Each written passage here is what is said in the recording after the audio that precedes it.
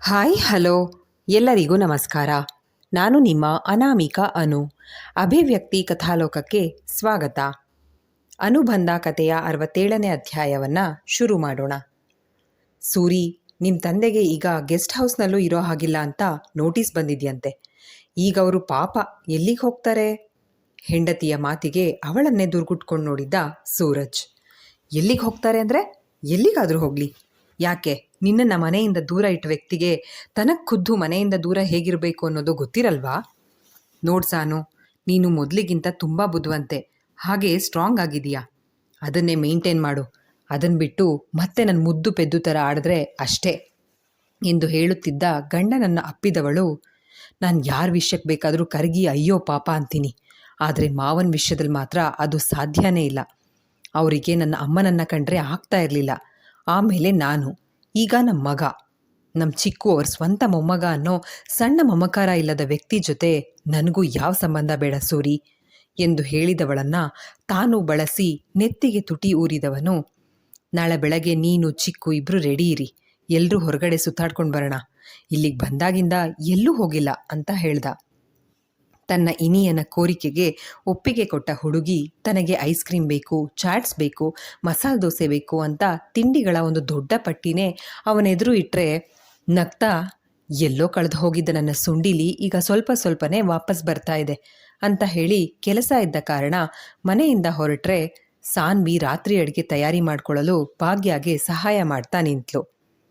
ರಾತ್ರಿ ಊಟದ ನಂತರ ತನ್ನ ಬ್ಲ್ಯಾಕ್ ಸೂಟ್ ತೆಗೆದಿಟ್ಕೊಳ್ತಾ ಇದ್ದ ಸೂರಜ್ನನ್ನು ಕಂಡ ಸಾನ್ವಿ, ನಾಳೆ ಸುತ್ತಾಡ್ಕೊಂಡು ಬರೋಣ ಅಂತ ಹೇಳಿ ಈಗೇನೋ ಕಂಪ್ನಿ ಮೀಟಿಂಗ್ ಹೋಗೋ ಹಾಗೆ ಈ ಸೂಟ್ ತೆಗೆದಿಟ್ಕೊಳ್ತಾ ಇದ್ದೀರಾ, ಇದ್ರ ಬದಲು ಬೇರೆ ಕ್ಯಾಶುವಲ್ಸ್ ಹಾಕ್ಕೊಳ್ಳಿ ಸೂರಿ ಎಂದು ಹೇಳುತ್ತಾ ಆ ಸೂಟ್ ತೆಗೆದಿಡಲು ನೋಡಿದ್ರೆ, ಅದನ್ನು ಯಾಕೆ ಎತ್ತಿಡ್ತಾ ಇದೆಯಾ, ಅದಿರಲಿ, ನೀನು ನಾಳೆಗೆ ಈ ಸೀರೆ ಉಟ್ಕೋ ಎಂದು ಹೇಳುತ್ತಾ ಅವಳಿಗಾಗಿ ತಂದಿದ್ದ ಹೊಸ ಸೀರೆಯನ್ನು ಉಡುಗೊರೆಯಾಗಿ ಕೊಟ್ಟರೆ ಅದನ್ನು ಖುಷಿನಲ್ಲಿ ಪಡೆದು ಸೀರೆಯನ್ನು ಅಪ್ಕೊಂಡವಳು, ನೀನು ನನಗೆ ಹೀಗೆ ಗಿಫ್ಟ್ ಕೊಟ್ಟು ಎಷ್ಟು ದಿನ ಆಗಿತ್ತು Suri, thank you so much, ಆದರೆ ಇವಾಗ ಯಾಕೆ ಈ ಉಡುಗೊರೆ?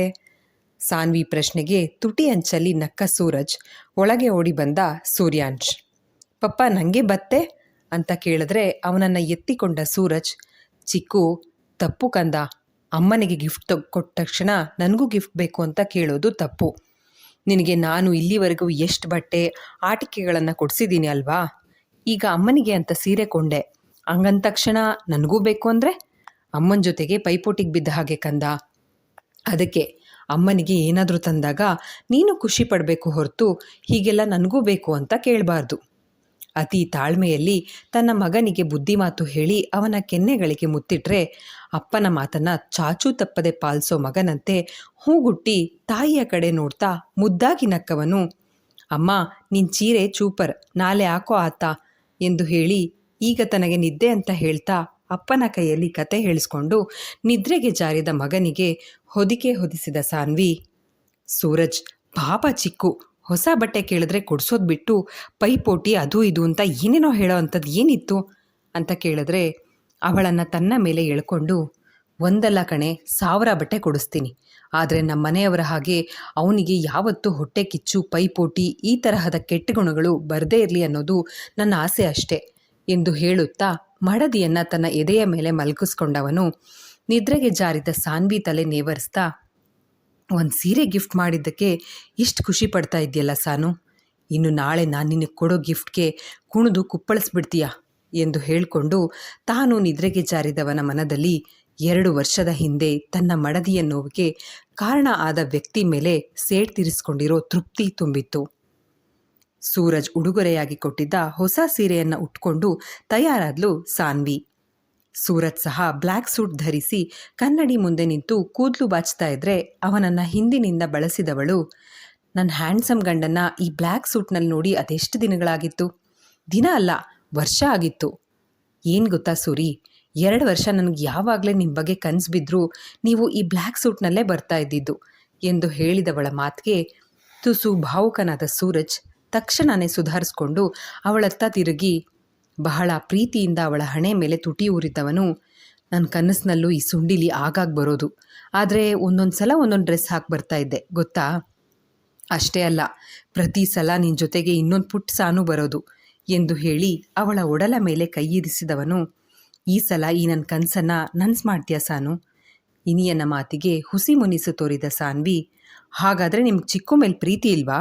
ಸುಮ್ಮನೆ ನನ್ನ ಖುಷಿಗೆ ಅವನನ್ನು ಮುದ್ದು ಮಾಡೋದಾ ಎಂದು ಕೇಳಿ ಮೂತಿ ಸೊಟ್ಟ ಮಾಡುತ್ತಾ ಅಲ್ಲಿಂದ ಸರಿದು ಹೋದರೆ, ಅಯ್ಯೋ ಸಾನು, ಏನು ಹೇಳ್ತಾ ಇದ್ದೀಯೇ? ಚಿಕ್ಕು ನನ್ನ ಪ್ರಾಣ ಕಣೆ, ನನ್ನ ಜೂನಿಯರ್ ಅವನು. ಆದರೆ ನನಗೆ ನನ್ನ ಜೂನಿಯರ್ ಜೊತೆಗೆ ನನ್ನ ಸಾನು ಜೂನಿಯರ್ ಸಹ ಬೇಕು ಎಂದು ಹೇಳುತ್ತಾ ಅವಳ ಹಿಂದೆಯೇ ಹೋದ ಹುಡುಗನ ಕಾಲುಗಳು ತಟಸ್ಥವಾಗಿ ನಿಂತುಬಿಡ್ತು.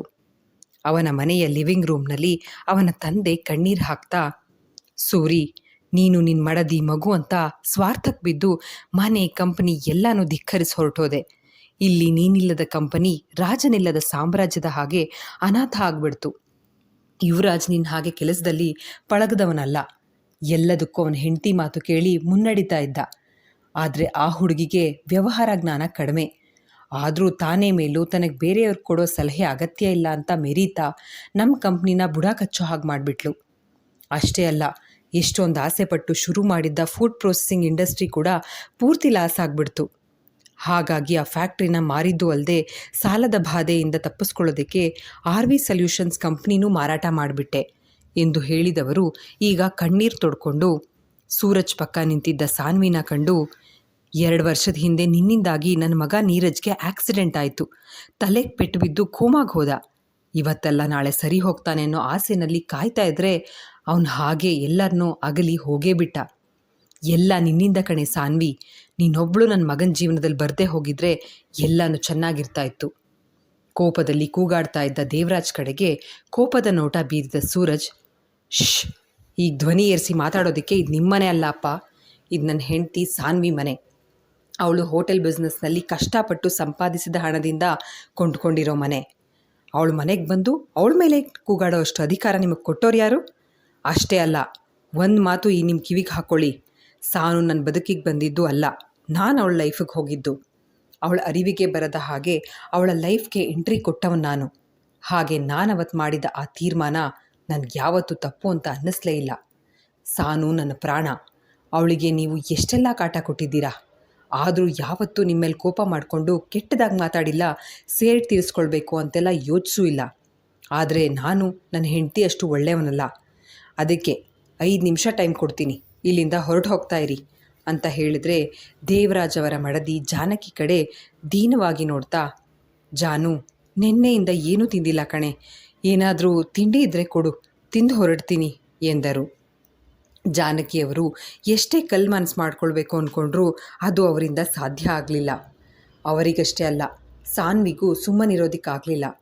ತಕ್ಷಣ ದೇವರಾಜ್ ಅವರಿಗೆ, ಮಾವ, ಕೈಕಾಲು ತೊಳ್ಕೊಂಡು ಬನ್ನಿ, ತಿಂಡಿ ರೆಡಿ ಇದೆ ಅಂತ ಹೇಳಿ ತಟ್ಟೆಗೆ ಇಡ್ಲಿ ಚಟ್ನಿ ಜೊತೆಗೆ ಸೂರಜ್ ಹಿಂದಿನ ದಿನವೇ ಭಾಗ್ಯಗೆ ಸಿಹಿ ಮಾಡಿ ಅಂತ ಹೇಳಿದ್ರಿಂದ ಕಾಶಿ ಹಲ್ವಾ ಮಾಡಿದರೆ ದೇವರಾಜ್ ಅವರು ತಿಂಡಿ ನೋಡ್ತಾ ಬಾಯಿ ಚಪ್ಪರಿಸಿದ ರೀತಿಗೆ ಕ್ಷಣ ಸೂರಜ್ಗೂ ಸಹ ಕರುಳು ಹಿಂಡಿದಂತಾಗಿತ್ತು.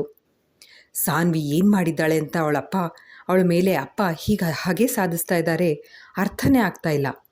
ಸ್ವಂತ ತಂಗಿ ಮಗಳ ಮೇಲೆ ಏನಷ್ಟು ಕೋಪ ಇವ್ರಿಗೆ? ಸಾನುನ ನೋಡಿ ಅವಳ ಮೇಲೆ ದ್ವೇಷ ಸಾಧಿಸಬೇಕು ಅನ್ನೋವಷ್ಟು ಇವ್ರ ಹೊಲಸು ಬುದ್ಧಿನೇ ನನಗಿಷ್ಟ ಆಗ್ತಾ ಇಲ್ಲ ಎಂದು ಹೇಳಿಕೊಳ್ಳುತ್ತಾ ನಿಂತಿದ್ದ ಸೂರಜ್ಗೂ ತಿಂಡಿಗೆ ಕರೆದ್ರೆ ರೂಮ್ಗೆ ಹೋಗಿ ತನ್ನ ಅಜ್ಜಿ ಮಗನನ್ನು ತಿಂಡಿಗೆ ಕರೆ ಎತ್ತಂದ ಸೂರಜ್.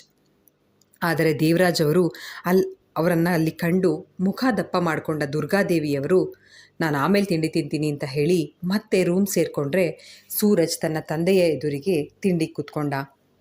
ಅವನ ಮಡಿಲ ಮೇಲೆ ಕೂತಿದ್ದ ಪುಟ್ಟ ಸೂರ್ಯಾಂಶ್ ಅಪ್ಪನ ಕೈನಲ್ಲೇ ತಿಂಡಿ ತಿನ್ನಿಸ್ಕೊಳ್ತಾ ತನ್ನ ಎದುರಿಗೆ ಕುಳಿತಿರೋರು ಯಾರೆಂದು ಗೊತ್ತಾಗದೆ ಅವರನ್ನೇ ಪಿಳಿ ಅಂತ ನೋಡ್ತಾ, ಪಪ್ಪ ಆರಿದು ಎಂದು ಕೇಳಿದ್ದ. ಸೂರಜ್ಗೆ ಏನು ಹೇಳಬೇಕೋ ತೋಚದಾಗಿತ್ತು. ಅವನ ಮೌನ ಕಂಡ ಸಾನ್ವಿ ಮಗನ ತಲೆ ನೇವರಿಸ್ತಾ, ಇವರು ನಿನ್ನ ತಾತ ಚಿಕ್ಕು, ನಿನ್ನ ಪಪ್ಪ ಅವರ ಪಪ್ಪ ಅಂತ ಹೇಳಿದ್ಲು. ಖುಷಿಯಲ್ಲಿ ಅಪ್ಪನ ಮಡಿಲಿನಿಂದ ಜಾರಿದವನು ಈಗ ದೇವರಾಜ್ ಬಳಿಗೆ ಓಡ್ಬಂದು ಅವರ ಮಡಿಲ ಮೇಲೆ ಕೂರಬೇಕು ಅಂತ ಕೊಸರಾಡುತ್ತಾ ಹತ್ಕೊಳ್ತವನು, ನೀವು ನನ್ನ ಪಪ್ಪ ಅವಳ ಪಪ್ಪನಾ? ನಿಮ್ಮ ಹೆಸರೇನು? ನನ್ನ ಹೆಸರು ಚೂಲ್ಯಾಂಜ್. ಪಪ್ಪ ಅಮ್ಮ ನನ್ನ ಚಿಕ್ಕು ಅಂತ ಕಲಿತಾಳೆ ಎಂದು ಹೇಳುತ್ತಾ ದೇವರಾಜ್ ಕೆನ್ನೆಗೆ ಮುತ್ತಿಟ್ಟು ಬಿಟ್ಟ ಆ ಪುಟ್ಟ ಪೋರ. ಹೊಸ ಮುಖ ಅಂತಲೂ ನೋಡದೆ ಎಲ್ಲರ ಜೊತೆಗೂ ಕ್ಷಣಾರ್ಧದಲ್ಲಿ ಹೊಂದ್ಕೊಂಡ್ಬಿಡೋ ತನ್ನ ಮಗನ ಗುಣ ಕಂಡು ಚಿಂತೆಗೆ ಒಳಗಾದ ಸೂರಜ್ ಎದ್ದು ಬಂದು ಮಗನನ್ನು ತನ್ನಪ್ಪನ ಮಡಿಲಿನಿಂದ ಎತ್ಕೊಂಡವನು, ಚಿಕ್ಕು, ಮನೆಗೆ ಯಾರೇ ಬಂದರೂ ಅವ್ರನ್ನ ಪ್ರೀತಿಯಿಂದ ಮಾತಾಡಿಸೋ ಈ ನಿನ್ನ ಗುಣ ತುಂಬ ಒಳ್ಳೆಯದು ಕಂದ. ಆದರೆ ಮೊದಲ ಭೇಟಿನಲ್ಲೇ ಅವ್ರಿಗೆ ಅತಿ ಅನಿಸೋ ಅಷ್ಟು ಹತ್ತಿರ ಆಗೋದು ತಪ್ಪು. ನಾನು ತಿಂಡಿ ತಿನ್ನಿಸ್ತಾ ಇದ್ದೆ ತಾನೇ, ಅರ್ಧ ತಿಂಡಿಗೆ ಹೀಗೆಲ್ಲ ಎದ್ದು ಹೋಗಿದ್ದು ತಪ್ಪು ಕಂದ. ಇನ್ಮೇಲೆ ಹೀಗೆಲ್ಲ ಮಾಡಬೇಡ ಅಂತ ಹೇಳ್ತಾ ತನ್ನ ತಂದೆ ಕಡೆ ಅಸಡ್ಡೆಯ ನೋಟ ಬೀರಿದ್ದ ಸೂರಜ್. ಕೆಲವೊಂದು ಸಲ ನಮ್ಮವರು ಅಂತ ತಿಳಿದವರಿಂದಲೇ ತುಂಬ ಮೋಸ ಹೋಗ್ತೀವಿ ಚಿಕ್ಕು. ನಾನು ಮಾತ್ರ ಅಲ್ಲ, ನೀನು, ನಿನ್ನಮ್ಮ ಎಲ್ಲ ಈ ಮನುಷ್ಯನಿಂದ ತುಂಬ ನೊಂದಿದ್ದೀವಿ. ಅದಕ್ಕೆ ಇವರಿಂದ ದೂರ ಇರು ಎಂದು ಸೂರಜ್ ಹೇಳಿದ್ರೆ, ಅಪ್ಪ ಹೇಳಿದ್ದು ಪೂರ್ತಿಯಾಗಿ ಏನೂ ಅರ್ಥ ಆಗದೆ ಇದ್ದರೂ ತಾನೇನೋ ತಪ್ಪು ಮಾಡಿಬಿಟ್ಟೆ ಅನ್ನೋ ಮಾತ್ರ ಅರ್ಥ ಆಗಿ, ಪಪ್ಪ ಚಾರಿ ಈಗ ತಿಂಡಿ ತಿಂತೀನಿ ಅಂತ ಹೇಳಿ ಸೂರಜ್ ಕೈನಲ್ಲಿ ತಿಂಡಿ ತಿನ್ನಿಸ್ಕೊಂಡ. ನಂತರ ಸಾನ್ವಿ, ಸೂರಜ್ ಇಬ್ಬರು ತಿಂಡಿ ತಿಂದು ಮುಗಿಸಿ ಕೆಲಸ ಇದೆ ಅಂತ ಮನೆಯಿಂದ ಹೊರಡುವಾಗ ದೇವರಾಜ್ ಅವರು, ಸೂರಜ್, ಇವತ್ತು ನೀನು ಫ್ರೀ ಇದ್ದರೆ ಆಫೀಸ್ ಕಡೆ ಬರಬಹುದಾಯಿತು ಅಲ್ವಾ? ಇವತ್ತು ನಮ್ಮ ವರ್ಮಾ ಕಂಪನಿಯನ್ನು ಟೇಕ್ ಓವರ್ ಮಾಡಿರೋ SM ಕಂಪ್ನಿ ಮುಖ್ಯಸ್ಥರು MD ಸ್ಥಾನನ ಅಲಂಕರಿಸಲಿದ್ದಾರೆ. SM ಕಂಪ್ನಿ ಪರವಾಗಿ ಇಲ್ಲಿವರೆಗೂ ಎಲ್ಲ ಮಾತುಕತೆನ ಅವ್ರ ಮ್ಯಾನೇಜರ್ ನಡೆಸ್ತಾ ಬಂದಿದ್ದಾರೆ. ಆ ಮುಖ್ಯಸ್ಥರು ಯಾರು ಅನ್ನೋ ಸಣ್ಣ ಸುಳಿವು ನಮಗೆ ಸಿಕ್ಕಿಲ್ಲ. ಇವತ್ತು ನೀನು ಬಂದು ಅವ್ರು ಯಾರು ಅಂತ ನೋಡಿದ್ರೆ ಒಳ್ಳೇದಿತ್ತು ಎಂದರು. ತಂದೆಯ ಮಾತಿಗೆ ವಕ್ರ ನಗು ನಕ್ಕ ಸೂರಿ, ಕಂಪನಿನ ಅವರು ಟೇಕ್ ಓವರ್ ಮಾಡಿದ್ದೂ ಆಯಿತು, ಈಗ ನಿಮ್ಮ ವರ್ಮಾ ಕಂಪನಿ, ವರ್ಮಾ ಮ್ಯಾನ್ಷನ್ ಅಷ್ಟೇ ಅಲ್ಲ, ನಿಮ್ಮ ಮುದ್ದಿನ ಸೊಸೆ ಲಾಸ್ ಮಾಡಿ ಹೋದ್ರಲ್ಲ, ಆ ಫುಡ್ ಪ್ರೊಸೆಸಿಂಗ್ ಇಂಡಸ್ಟ್ರಿ ಎಲ್ಲನೂ ಆ SM ಕಂಪನಿ ಪಾಲಾಗಿದೆ. ಈಗ ನಾನು ಹೋಗಿ ಅವ್ರ ಮುಂದೆ ನಿಂತು ಏನು ಮಾತಾಡಲಿ? ನಮ್ಮ ತಂದೆ, ಅಣ್ಣ, ಅತ್ತಿಗೆ ವ್ಯವಹಾರಕ್ಕಿಂತ ಲಾಭಕ್ಕೆ ಮಾತ್ರ ಪ್ರಾಮುಖ್ಯತೆ ಕೊಡ್ತಾ ಬಂದರು. ಹಾಗಾಗಿ ನಮ್ಮ ಕಂಪ್ನಿ ಹೆಸರು ಆಕಾಶದಿಂದ ಧರೆಗಿಳಿದ್ಬಿಟ್ಟಿದೆ. ಈಗ ನಮ್ಮ ಎಲ್ಲ ಮುಖ್ಯ ಆಸ್ತಿಗಳು ನಿಮ್ಮದಾಗಿದೆ, ಕಂಗ್ರ್ಯಾಟ್ಸ್ ಅನ್ಲಾ ಎಂದು ವ್ಯಂಗ್ಯವಾಗಿ ಕೇಳಿದ್ದ. ಮಗನ ಮಾತು ಕೇಳಿ ಪೆಚ್ಚು ಮುಖ ಮಾಡಿಕೊಂಡ ದೇವರಾಜ್ ಮಗನ ಜೊತೆಗೆ ಮಾತು ಮುಂದುವರಿಸಿದ್ರು ಏನೂ ಲಾಭ ಇಲ್ಲ ಅಂತ ತಮ್ಮಲ್ಲೇ ಹೇಳಿಕೊಂಡು ಮನೆಯಿಂದ ಹೊರಟು ಆಫೀಸ್ ತಲುಪಿದ್ರು. ಕಂಪನಿಯ ಮುಖ್ಯಸ್ಥರು, ಬೋರ್ಡ್ ಆಫ್ ಡೈರೆಕ್ಟರ್ಸ್ ಎಲ್ಲರೂ ಕಾನ್ಫರೆನ್ಸ್ ರೂಮ್ನಲ್ಲಿ ಸೇರಿದ್ರು. ಹಾಗೆ ತಮ್ಮ ಕಂಪನಿಯ ಮಾಲೀಕತ್ವ ವಹಿಸಿಕೊಳ್ತಾ ಇರೋ ವ್ಯಕ್ತಿ ಬಗ್ಗೆ ತಿಳಿದುಕೊಳ್ಳೋ ಕುತೂಹಲ ಎಲ್ಲರಲ್ಲೂ ಮನೆ ಮಾಡಿತ್ತು. ಎಷ್ಟೋ ವರ್ಷಗಳಿಂದ ತಾವು ಅಲಂಕರಿಸಿದ್ದ ವರ್ಮಾ ಗ್ರೂಪ್ ಆಫ್ ಕಂಪನಿಯ ಮುಖ್ಯಸ್ಥರ ಹುದ್ದೆಯನ್ನು ಈಗ ಬೇರೆ ಯಾರಿಗೋ ಬಿಟ್ಕೊಡ್ಬೇಕು ಅನ್ನೋ ಸಂಕಟದಲ್ಲಿ ಕಂಬನಿ ಮಿಡಿಯುತ್ತಾ ಕುಳಿತಿದ್ದ ದೇವರಾಜ್ ವರ್ಮಾ. ಆಗ ತಾನೇ ತನ್ನ ಮಡದಿ ಮಗನ ಜೊತೆಗೆ ಕಾನ್ಫರೆನ್ಸ್ ರೂಮಿಗೆ ಪ್ರವೇಶ ಮಾಡಿದ ತಮ್ಮ ಮಗ ಸೂರಜ್ನನ್ನು ಕಂಡು, ಸೂರಜ್ ಬಂದ್ಯಾ? ನನಗೆ ಗೊತ್ತಿತ್ತು, ನನಗಾಗಲ್ಲದೆ ಇದ್ದರೂ ವರ್ಮಾ ಕಂಪ್ನಿ ಪರವಾಗಾದರೂ ನೀನು ನನಗೆ ಆಸರೆ ಆಗ್ತೀಯಾ ಅಂತ ಎಂದು ಹೇಳ್ತಾ ಇದ್ರೆ, mister Devaraj Varma, I am sorry, ನಾನಿಲ್ಲಿ ನಿಮ್ಮ ಮಗನಾಗಿ ಬಂದಿಲ್ಲ, ಬದಲಿಗೆ ಈ ಕಂಪನಿಯ managing director Mrs Saanvi Suraj Varma ಅವರ ಪತಿಯಾಗಿ ಬಂದಿದ್ದೀನಿ ಎಂದು ಹೇಳ್ತಾ ಅಲ್ಲಿದ್ದ MD ಕುರ್ಚಿಯಲ್ಲಿ ಸಾನ್ವಿ ಕೈ ಹಿಡ್ಕೊಂಡು ಬಂದು ಕೂರ್ಸಿದ್ರೆ, ಸೂರಿ ಏನಿದೆಲ್ಲ? ಸಾನ್ವಿ ಅಚ್ಚರಿಯಲ್ಲಿ ಸೂರಜ್ ಕಡೆ ನೋಡಿದ್ರೆ ಹೆಂಡತಿಯ ಭುಜದ ಮೇಲೆ ಕೈ ಇರಿಸಿ, 2 ವರ್ಷದಿಂದ ಯಾವ ಮನೆಯಿಂದ, ಆಸ್ತಿಯಿಂದ, ನೆಮ್ಮದಿಯಿಂದ ಈ ಮನುಷ್ಯ ನಿನ್ನನ್ನು ದೂರ ಮಾಡಿದ್ರೋ, ಈಗ ಅದೆಲ್ಲನೂ ಅವ್ರ ತೆಕ್ಕೆಯಿಂದ ಕಸ್ಕೊಂಡು ನಿನ್ನ ಮಡ್ಲಿಗೆ ಹಾಕ್ತಾ ಇದ್ದೀನಿ ಸಾನು. ಇವತ್ತಿನಿಂದ ಈ SM ಕಂಪ್ನಿ ಅಂದರೆ ಸಾನ್ವಿ, ಮಧುಮತಿ, ನಿನ್ನ ಮತ್ತು ನನ್ನ ಅತ್ತೆ ಹೆಸರಲ್ಲಿ ನಾನು ಶುರು ಮಾಡಿದ ಕಂಪನಿಯ ಬಾಸ್ ಅಷ್ಟೇ ಅಲ್ಲ, ವರ್ಮಾ ಮ್ಯಾನ್ಷನ್ನ ಮಹಾರಾಣಿ ಕೂಡ ನೀನೇ ಎಂದು ಹೇಳ್ತಾ ತಂದೆ ಕಡೆ ನುಡಿಯೂ ನೋಡದ ಹಾಗೆ ಮುಖ ತಿರುಗಿಸ್ಕೊಂಡ್ಬಿಟ್ಟ. ಇಲ್ಲಿಗೆ ಈ ಸಂಚಿಕೆ ಮುಕ್ತಾಯವಾಯಿತು. ಸಂಚಿಕೆ ನಿಮ್ಮೆಲ್ಲರಿಗೂ ಇಷ್ಟವಾಗಿದೆ ಅಂತ ಭಾವಿಸ್ತೇನೆ. ದಯವಿಟ್ಟು ನಿಮ್ಮ ಅನಿಸಿಕೆ, ಅಭಿಪ್ರಾಯಗಳನ್ನು ಕಮೆಂಟ್ ಸೆಕ್ಷನ್ನಲ್ಲಿ ಹಂಚ್ಕೊಳ್ಳೋದನ್ನು ಮರಿಬೇಡಿ. ಧನ್ಯವಾದಗಳು.